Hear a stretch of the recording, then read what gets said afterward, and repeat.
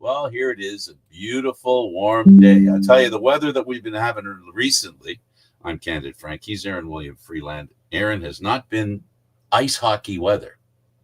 No, it most definitely has not. It's been beers after ice hockey weather, but it's definitely not been ice hockey weather. And it's not been lacrosse goalie weather either. Oh, I played a double on Thursday, sir, and let me tell you, oh goodness.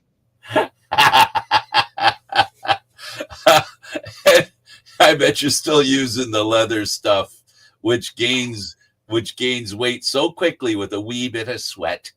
Oh, sir, I tell you, you know what? I am so much better off for it. The extra weight helps.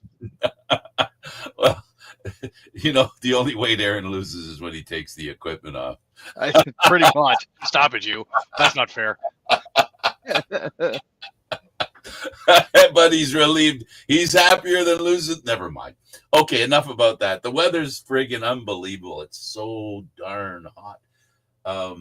And it's stifling, and it's almost hard to read all the interesting stories about the Leafs, which are Marner,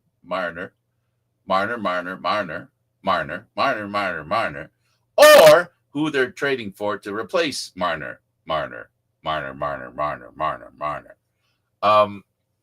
We got a couple of new guys, and Aaron. Now there's a little rumor out there that Calle Jarnkrok is buying into the idea that maybe he's okay with being traded, and there's a real change underfoot. There's that change that Treliving talked about, that DNA alteration. I think they really mean it. They're certainly looking to change everything at almost every single level for the Maple Leafs at this point. You ship out a noted tough guy. You ship out a 100-plus point guy. They're starting to rebuild things on the back end, even though they have 7 of their 8 defensemen, I think, or 6 of their 8 defensemen currently under contract. Oh, yeah. There is a fundamental tide shift here, and I think, it would do well for us to remember that we're still a long ways away from the season. So there's still a lot more of this crazy talk to come.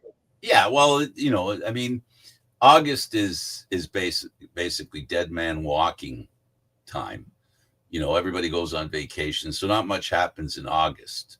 Things will kick in again in September, and the end of July is going to get, I think it's going to get a little hectic. There's going to be some moves made because some people that want to make moves would like to do it before August.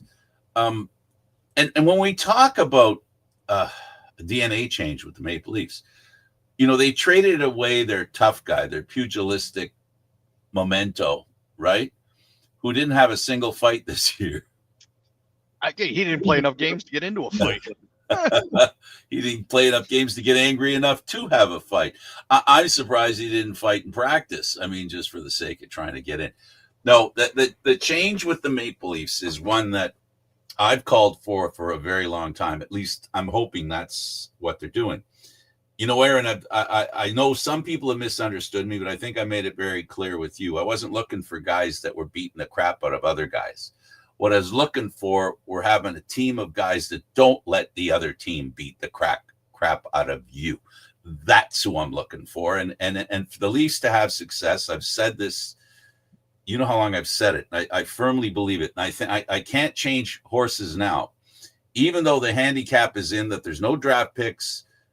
There's no, there aren't that many. Honestly, there aren't that many verifiable future stars in the pipeline that is called the Maple Leaf system. So they're kind of it's kind of awkward because they're almost forced to go for that kind of team. Do you know what I'm saying? Like, the big money players are the players that can score. The hardworking players, the players that do all the dirty work, those guys are more subtle. They're easier. Easier is not the word I'm looking for. They are available, just hard to find. Those kinds of players. Scarce might be a word for it. Not scarce in that there's not very many of them, but scarce as in they're like that last kid in hide and seek knows all the best hiding spots. So it's very difficult to actually get your hands on them. And that leaves the Maple Leafs doing things like looking at players like a 35-year-old defenseman by the name of Eric Carlson, who used to play for the Sharks and used to play for the Senators, and most recently has been playing with Pittsburgh. But the issue that we got here is he'd have to waive his no movement clause, and the Penguins would have to retain a goodly chunk of his contract. Right now, I think they owe $10 million to him, and that doesn't fit him in under the Leafs cap anywhere. And I don't think that Pittsburgh would be willing to swallow half of his salary in order to make it work. They're currently sitting on 23 out of 23 contracts and $13 million worth of cap space, but I don't think they're looking to do that sort of thing for their active roster, at least not at this point. Well, Maple Leaf Dubas would have sent a first-round draft book, would have sent a first-round pick with Carlson to the Leafs, and two really good prospects for the other team to take a guy like this. We saw him do it as a Leaf GM. It's not like he's never been down this road, and it's funny because I'm kind of glad they can't get Carlson. I'm more for going to Carolina and picking off their defenseman, who is not necessarily younger, but more mobile and a lot tougher. But again, he's another high-priced defenseman. And I listen, I admire what Leaf management has to do here, not from the admiration that I agree with everything they've done, but I'm prepared to say that to really know, like, we can all BS each other and have all the answers to make the Leafs a really good team. But the truth is, Treliving and his management team are the only ones that can really put this thing together. I can tell you stuff they want, but like most fans and most experts, we understand what it looks like from the outside. We're not on the inside. And so I've seen stupidity under Dubas. I truly have. I've seen stupidity that Shanahan let happen under Dubas. But so far, what I've seen with this GM, and I mean this sincerely, he's done the best he could with what he's had. Aaron, we've seen him. We've seen a preseason before a postseason, in between preseason and postseason. We've seen where he's had to address the situation on the back end and in goaltending. And he accomplished those goals to the extent that he did, that I swear to God, he was using smoke and mirrors. There's some stuff that he's been able to pull off, and there's some trades that he's been able to make that it's one of those, I don't even know how you managed to do that. That is absolutely astounding. If there's anybody that realistically could pull this off, I believe it's Tree. The thing is, if we are going to go after anybody from Carolina, I wouldn't necessarily be going after Keandre Miller. No, mainly because at $7.5 million per, I don't think he's worth it. No. But mainly because he's tied up for too long. The guy that I would be looking at would be Shane Gostisbehere. But unfortunately, he does have a no movement clause in his contract, which makes things a little bit difficult. He's got a 15 team no trade list, and I'm willing to bet 5 of them are the Maple Leafs. Probably on there. And yeah, 5 of them are the Maple Leafs. Exactly, and their affiliates. Any place near Toronto, I'm not going any. So Buffalo's out, Ottawa's out, Montreal's out, Winnipeg's out. Oh, there's a theme there. I get it. Okay. So yeah, I agree. But I'm thinking more of a defenseman that they have that may be interesting to take because they're trying to get younger. And the thing is, though, it's another big contract. What the Leafs are going to have to do is essentially cumulatively create a better team. It isn't going to be a core 4 situation. In fact, the fact that one of the core 4 is gone speaks to the need and the opportunity to create balance in the lineup, like this version of the Maple Leafs hasn't had, simply because such a large share of the money went in a short group of players, right? So that's why I say I trust Treliving. I trust the management team that the Leafs have to give them an opportunity, quite frankly, because I'm more interested. What I'm going to say is more of a theme that I'm exposing or espousing. I'm like I said, I'm more about getting quality guys that are really good players that other teams don't know are that good. You know, it's going to be interesting to see how Michelli and Nicholas Roy, how those guys fit into a Maple Leaf uniform playing in the bubble that is Toronto. I'm curious. I'm very curious. I'm curious as well, Aaron, how the absence of Marner helps or doesn't help Domi. You know, I know you're not a really big fan of his, but I don't think he's been put in a situation where he can be successful. I liked the time he spent on the wing with Matthews. I liked the time when he had that run there with him. Remember, that was the 69 goal season that you know, I don't think anybody other than Marner had more assists on Matthews' goals than Domi that year. And I don't see why he can't repeat it. I don't see why he can't repeat that either. The other thing that would be interesting for me to see is now that he's been removed from a finisher like Austin Matthews while he's in Vegas, will Marner be able to put up the same kind of numbers? Like, is there that sort of synergy for him in Vegas? I think he can. I think he can, but it could be at the expense of his teammates and success of the team. And I say that because from what I recall and what I've seen from Vegas, they're another core four kind of team where they rely on a short few guys. And the problem is with that kind of core four mentality, in other words, having a few players that basically take all the cap space, that means that your core four or your top guys have to be more flexible. Well, the good news is it's not a situation that Marner's not used to, right? So that's the other thing we have to consider as well. But the other guys on the team that are the core guys in Vegas are a different mix of players. So Marner will have more success there. But here's the thing. I think they'll expect him to be more responsible. And we're going to find out. Trust me, we're going to find out. I don't know how quickly, but we're going to find out how he fits in the locker room. We're going to find out how he fits in there because it didn't play well in Toronto. We're finding out now. I don't know if it's tales out of school or just because he's gone. We're hearing things, but you know what? I knew about it for a very long time, and I know anybody who was listening knew it for a long time. Marner was very upset that he wasn't anointed captain of the Maple Leaf team. Is that a fair statement, me saying that? I think so.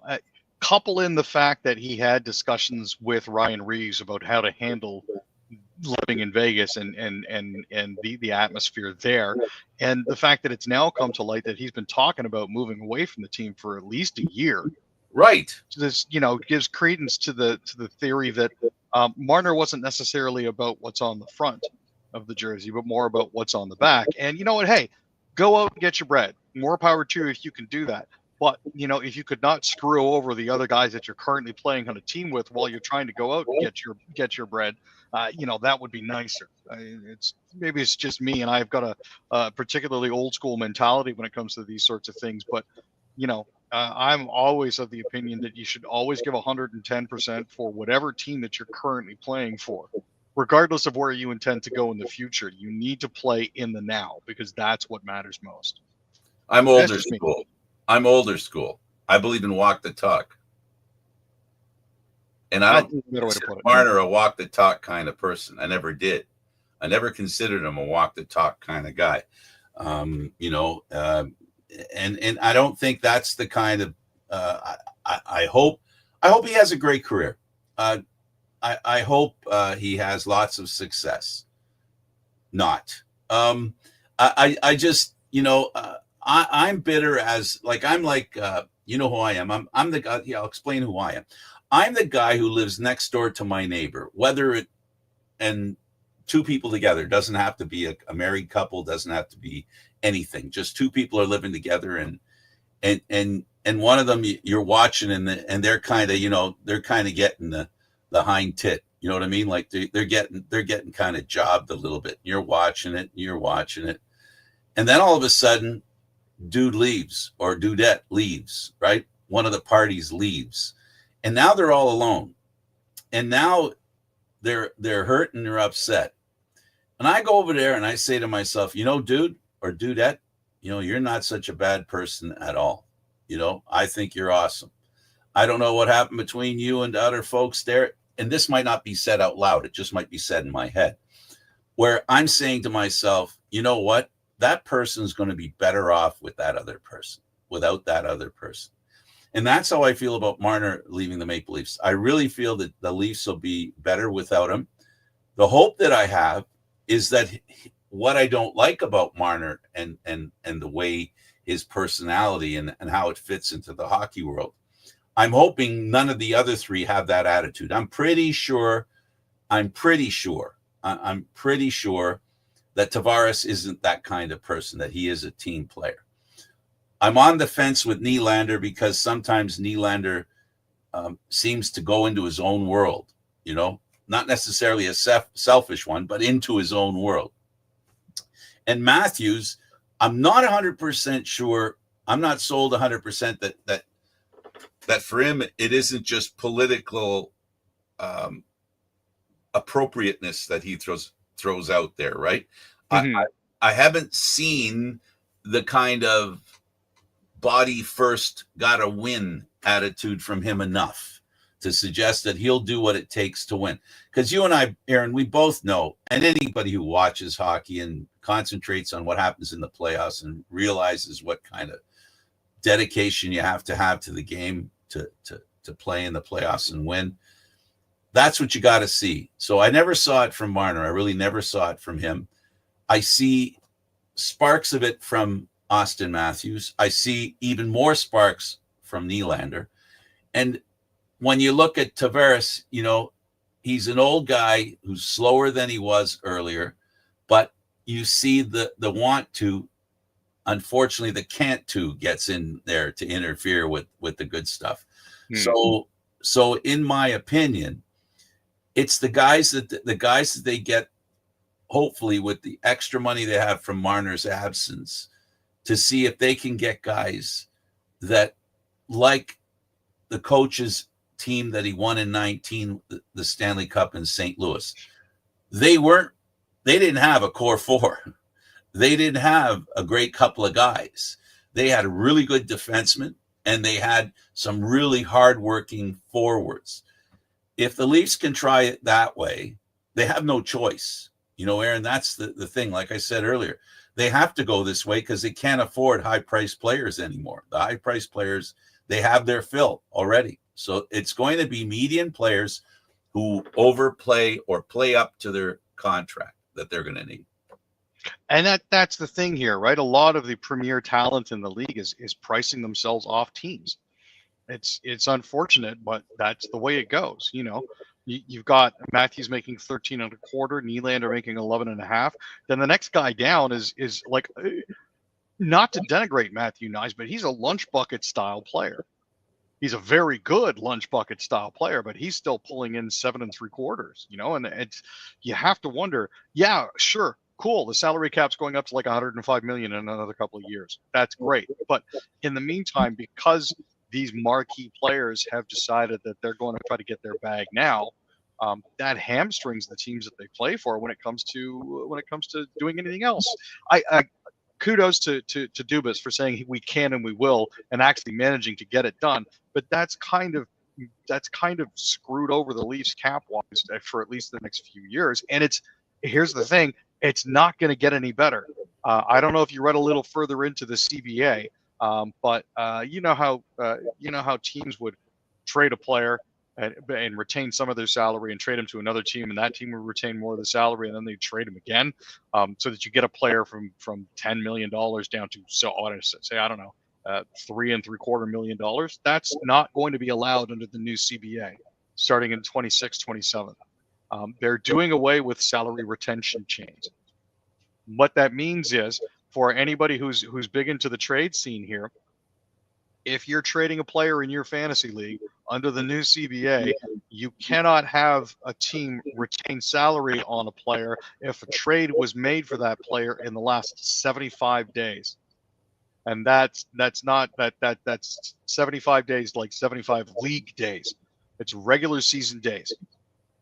So if, for example, that trade in February 2023 that sent Ryan O'Reilly from St. Louis to Toronto through Minnesota, that's no longer going to work, because the way that trade happened was bang, bang, boom, trade deadline. Here we go. He's here. They can't have traded him within the 75 days from the time he arrived in Minnesota until the time he would arrive with the Leafs. The offseason does not count. So that's going to change everything as well going forward for people. Not only that, I know that we mentioned. So if I'm understanding, the option or the opportunity to involve more than one team so that they can share eating the cap is not going to happen. That's what you're talking about. That's no longer going to be permitted. Right. So now if a team's gonna if a team doesn't want to take on salary, the one team that they're trading with is the only one that can do that. That's correct. Right. Just trying to help people understand. Go ahead. Right. So what that would also mean was, like, for example, the trading of Yanni Gourde from Seattle to Tampa Bay through the Detroit Red Wings, that would no longer work. The Kraken retained 50% of Gourde's contract. The Wings retained 25% of Gourde's contract before he arrived in Tampa Bay. All of that would have to have been done in the 12 weeks before that actually happened. That's 3 months. You're basically going to have to set this trade up at the beginning of the season and loan that player to another team for that extended period of time. And that's, I appreciate what they're trying to do, because there was far too much tomfoolery going along with the cap and teams trying to circumvent that. So that's one thing. The other thing that we're going to be keeping an eye on. Does that also mean that teams like Carolina and now Seattle and other teams that have cap space now, it's going to be harder for them to use that cap space that they have and use it up to get good assets from other teams just because they're taking, cap space. Well, as long as they're not trying to move a player that they've acquired, or, they're not trying to shift a player that they have already retained salary on, then they're fine. But it's this, what they're trying to do here is, I think they're trying to prevent a lot of teams from weaponizing their available cap space to take advantage of it. That's what I'm saying. That's what I'm saying. So essentially, if you're going to help a team and you want to eat cap space, you're eating the player too. Yep. You're not just taking cap space anymore. Now you got to take the player too. For at least 75 days before you can trade him. So you don't want that player, but you want to. So now but Aaron, the beauty of hockey and taxes, same thing, right? It depends how you massage the system, and there's always loopholes. So what's going on now, to kind of summarize what you just said, the league has decided that retaining cap space alone is not a trade. It's not a, we hear it all the time. They talk a regular player trade, right? Whereas it's assets moving, cap space moving, all that stuff. It's going to be more about, if you want a player and you don't want the cap space, then the player you're getting, the team you're getting it from, is going to have to keep. So that's, I'm just wondering how this impacts trade deals. It does kind of make things interesting, because now when you sign a player, now there's a lot more pressure for you not to sign them for so much money. And the other part of that deal is you now have to take the toy out of the box once you get it before flipping it to another collector. That's basically in simplest of terms. You've got to play with your toy once you get it.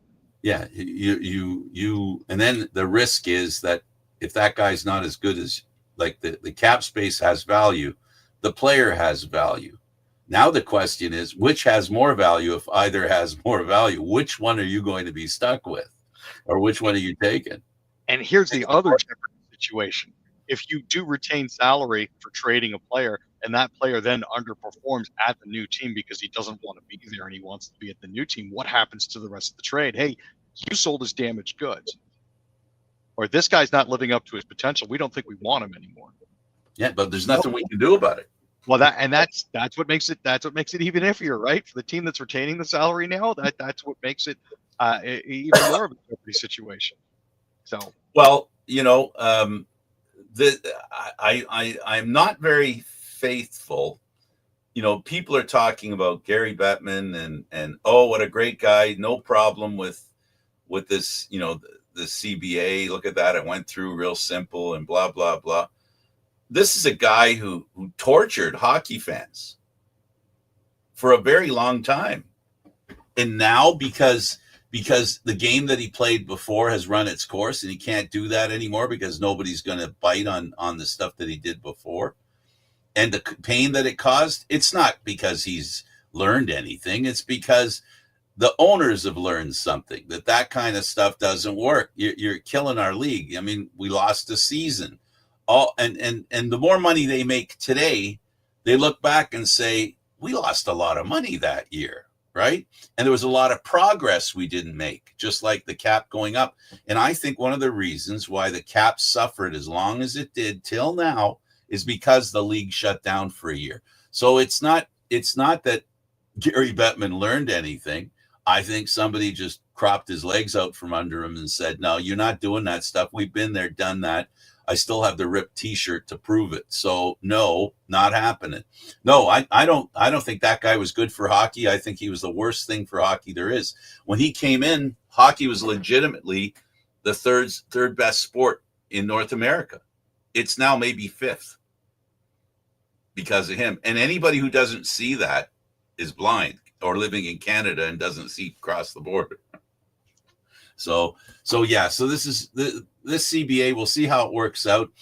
The Leafs right now, are in deep trouble because of the previous regime, and that being Dubas, who threw out all kinds of, for different reasons, he threw assets out the door.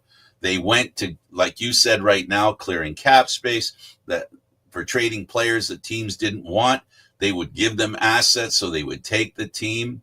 And all that whole time that Dubas was here, he literally emptied the cupboards of all the quality opportunities Leaf fans have to see great players. So now what Treliving is doing, that's why I'm easy on him.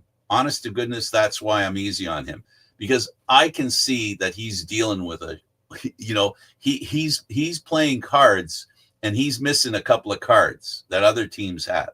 And, the fact that this team finished first last year is a testament to Treliving and what he and his team did to put together a hockey club that could win a season and take the Stanley Cup champ to a seventh game.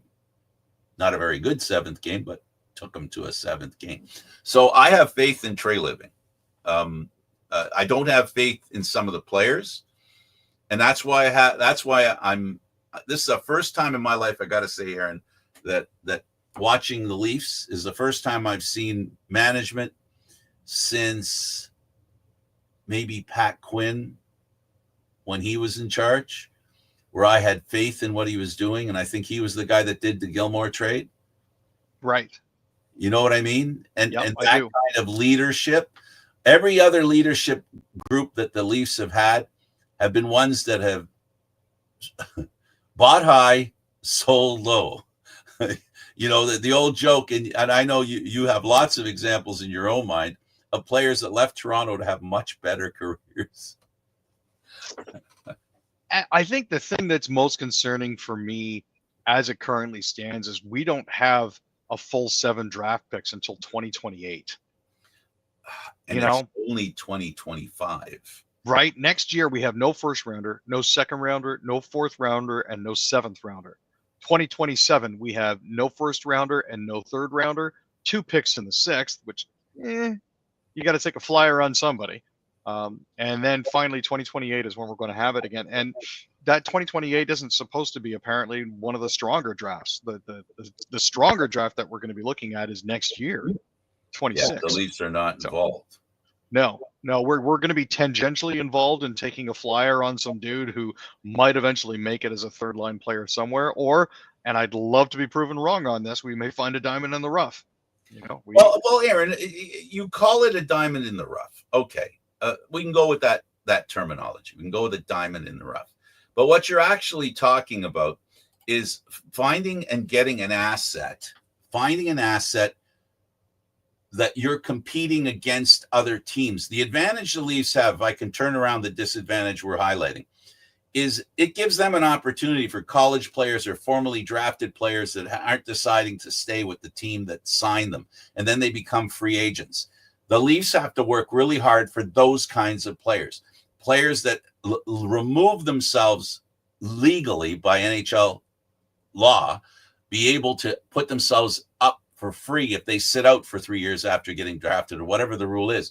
The Leafs have to ensure that young players understand that there is an opportunity to play for a great organization that doesn't have an opportunity to bring young players. And by the way, you're a young player, very little competition. You're going to get a much better opportunity playing as a Maple Leaf than you would going to Montreal that has 17 draft choices in the next year and a half. You know what I mean? So that they've got to figure out how to sell Toronto, and they've got to figure out how to ensure they're at the top of their game when it comes to players who are really good that become available for strange reasons, unusual reasons, because that's where the Leafs have to shop. They have to shop where they have to show that their lack of ability to draft is an advantage for that individual player.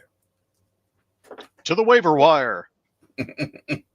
Well, the waiver wire isn't really what I'm talking about. But I understand completely. I'm talking about players that are aging out after 3 years after having not re-signed with their teams that go back in as undrafted free agents after a certain period of time. Yeah, those individuals are the ones that the Maple Leafs are going to have to make sure that they scout. Or players that establish themselves in college without being drafted.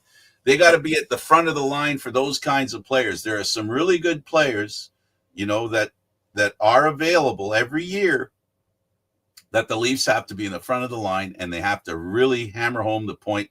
Look, we're short on draft picks. We need young players.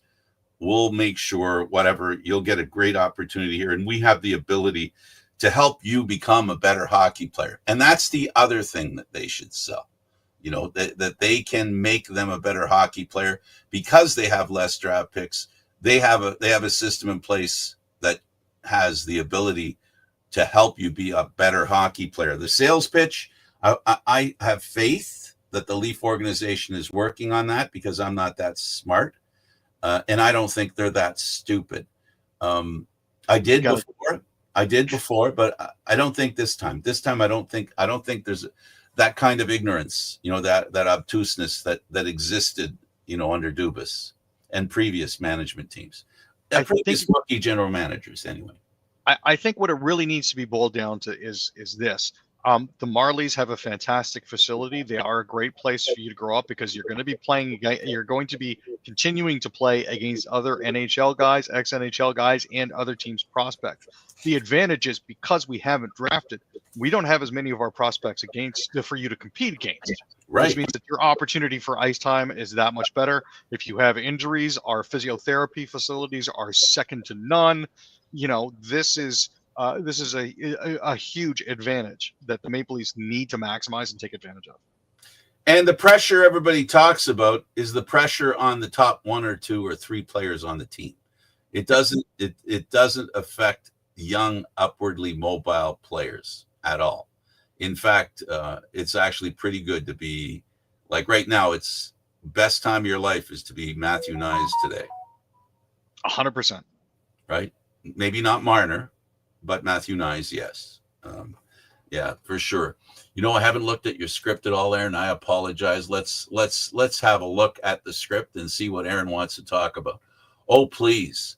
What a surprise. Aaron, why are we even mentioning this? I mean, the Leafs play the Habs the first game of the year every year. But But here's the thing.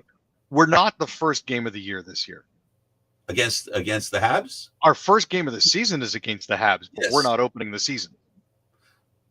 That's the difference. I thought, okay. All right. Well, still, anyway, I'm just having fun with this. Just I know. It's a Habs thing. What's this about the Flames and Kadri?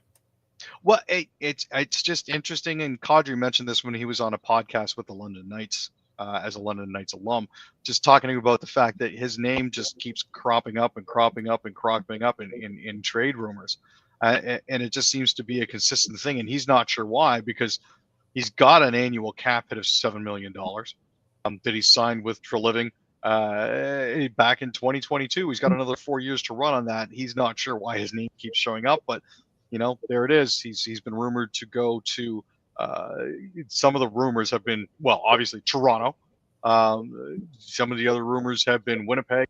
Another one was Chicago. But it's one of those things where it's like, this is a good player. He would fit the Leafs perfectly now. Under Berube, he'd thrive. He didn't unfit him when he was here. No, that's 100% true. Because he took some suspensions. Let's be clear. Let's be honest, Darren. The only reason they traded him away was because of the suspensions. And I think it was a mistake. And I'm glad he got his cup. I'm glad he got his cup with Colorado. And I'm glad that he's going to be on Calgary's first line for at least the next 3 to 4 years. I just think it's kind of puzzling that his name keeps cropping up. Well, it speaks to the asset that he is, and I think it also speaks to Calgary being a team in flux. Nobody really knows if they're in teardown mode or rebuilding mode, or are they able to move forward without getting rid of a big contract? Those are the reasons why that rumor is persisting. And there's talk about some of their good players that are on the trading block. So, it doesn't surprise me. Hey, let's go over to baseball. And this one here, Bichette, you picked a story here. And this one here intrigued me when I saw them, the Jays, who they picked in the first round. They picked a shortstop. Yeah, they in the first round on Sunday night, the Blue Jays picked up shortstop JoJo Parker. Parker is 6'5". He's got a lot of range. Bo's party and the Jays haven't exactly managed to see eye to eye on anything here.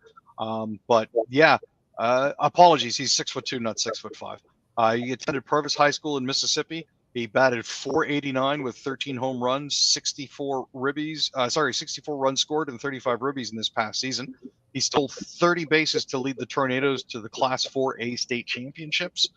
The thinking is, if Bo does decide to move on, then they've got somebody who's got range who'll be able to play there. But there is also the belief that Bichette will stick around to stay with Vladdy, and Parker might end up at third base. But it's one of those things where they've made this move. Now we're going to have to see what happens with it. They've got themselves a shortstop of the future, and they have themselves a shortstop of the present. And the present is the present until the future's today. And that's what this is all about, right? So, he's their present shortstop, but they drafted their future shortstop. So when is that transitory moment that's going to happen, And can they trade him? Can they get an asset that they could really use, like another pitcher? Not this year, maybe not even next year, but maybe the year after that, and after all, he's just a draft pick. We don't know what that turns out to be. Not every draft pick is a guarantee, not even a first rounder. So, there's that too, right? There's that story as well that follows this around. The Raptors and Chomchi. I watched him play a little bit. Pretty impressive young player. Oh, for sure. He was picked 57th in the 2024 draft, 2 spots behind Bronny James. Unfortunately, he suffered a partial proximal ACL tear late in the season, which didn't help him. But through 2 games, he has 19 points, 10 rebounds, 6 steals, and 2 blocks. He's apparently been doing a lot of work on his game through watching footage of Yao Ming. because he's trying to figure out how to improve his screening because he's a big dude. Yep. He's 7 foot. He's got a 7'4" reach. He's been studying what Yao Ming does to better improve that, and I think that's a great way to do that. Look at the tape from the Rockets legend and try to figure out what's going on. Absolutely. So the Ticats are 3-2. It's the best start they've had in 4 years, maybe more. Good for them. Ex coach of the Toronto Argonauts, Grey Cup winning coach, Scott Milanovic. This is predictable. This team was going to be good. And Bo Levi Mitchell, I got to tell you, he's found the receiver of a lifetime for him. Oh God, yeah. I mean, Lawler's been absolutely perfect for him. It's been something wonderful to see. The great part is though the defense is kicking in as well. I mean, absolutely. If Hamilton's defense doesn't force a turnover on downs with like a minute and a quarter left, that win doesn't happen.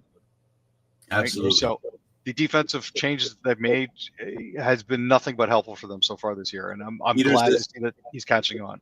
Peters isn't injured, and he's the key to that defense. Damien Alford, a career game for the Stamps. They beat the Riders. That was a bit of a surprise.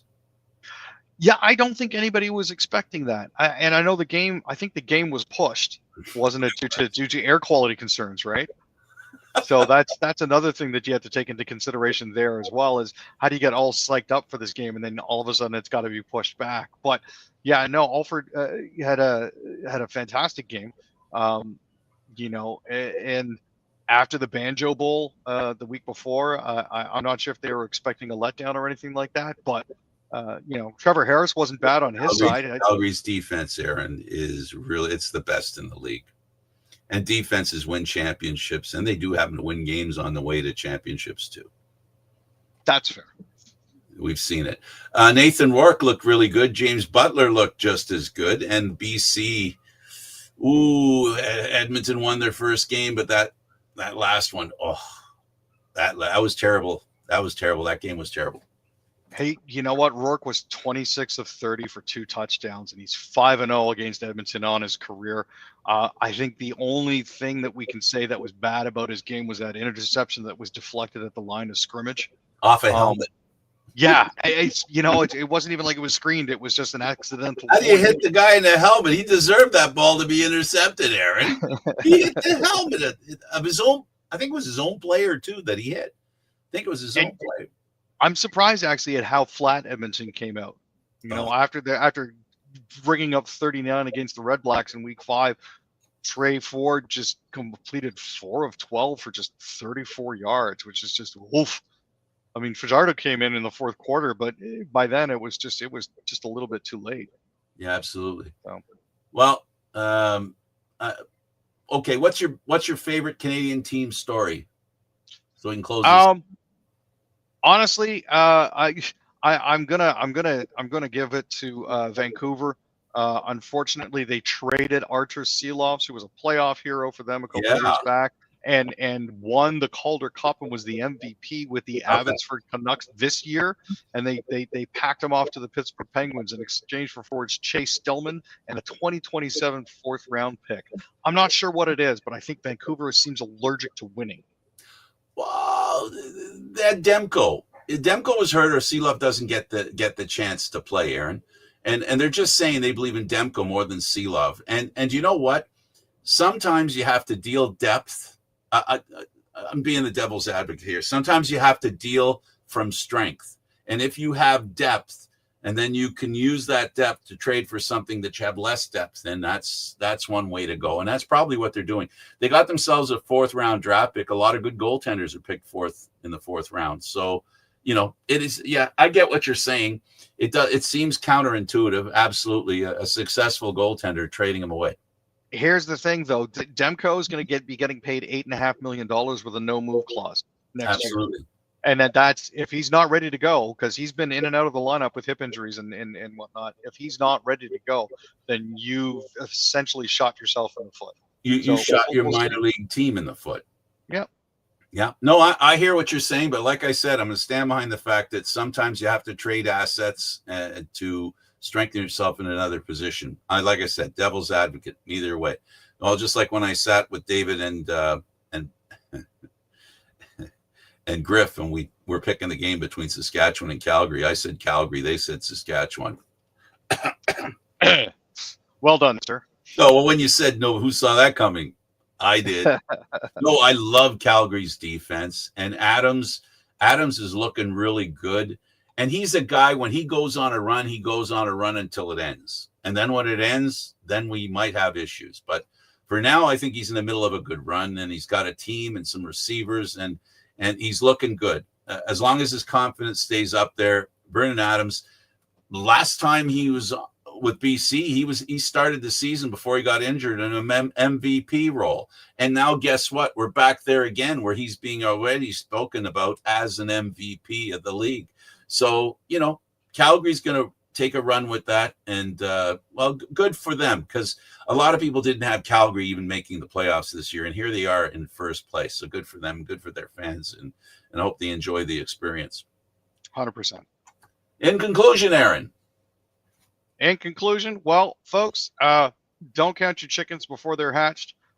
Looks like Chad Kelly won't necessarily be coming back until week 8. So that's the latest out of Dinwiddie, if I recall correctly. Before the season started. Yeah. Well, I mean, there had been talk of moving up his return to I believe this coming weekend, but it's not going to happen. I said week 8, almost in the offseason after he got injured. That was an injury that was going to take a year, almost a year. And no, it's not an easy injury to recover from. Listen, have yourself a great night, Aaron. Thanks for doing this. And the rest of you, thank you for watching Leaf Talk with Aaron William Freeland and Candid Frank Stanishi. Don't forget, Candid Frank Stanishi, 10:30 on YouTube.